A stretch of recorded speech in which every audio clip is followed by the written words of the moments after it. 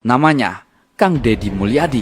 Mungkin kalian kenal dia sebagai mantan bupati, tokoh budaya, atau malah sebagai pria nyentrik yang suka nyapa warga pakai bahasa Sunda.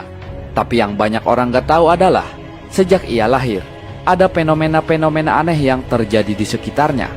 Fenomena yang bikin orang tua, ketua kampung, bahkan para tokoh spiritual bertanya-tanya, siapa sebenarnya anak ini?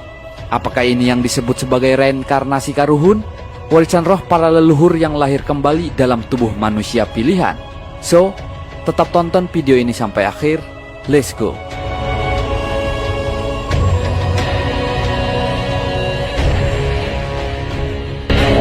Sahabat Keramat Wali, kita balik ke tahun 1971. Di sebuah desa kecil di Subang, Jawa Barat, seorang bayi laki-laki lahir ke dunia. Gak ada teriakan tangis panjang, suasana malah hening, seolah alam tahu ada yang istimewa sedang datang. Ibunya, seorang perempuan sederhana, berkata pada bidan kampung, "Anak ieu teu siga orok biasa, diukna meneng, panas awakna lemes, tapi seuneuna aya."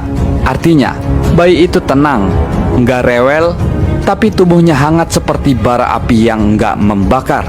Nah, sejak kecil, Kang Deddy Mulyadi dikenal beda, bukan karena nakal, tapi karena dia lebih suka duduk sendiri. Matanya sering menatap jauh ke arah pohon-pohon tua atau batu besar di halaman rumah. Pernah suatu kali, ia bicara sendiri sambil menyebut nama yang tidak dikenal siapapun. Eyang Prabu, Eyang Prabu. Padahal usianya baru 3 tahun.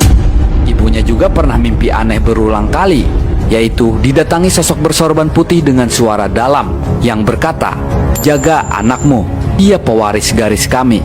Dan itu bukan mimpi satu-satunya. Tetangga sebelah juga pernah cerita, setiap malam Jumat Kliwon, ia melihat bayangan macan putih duduk di atas rumah KDM.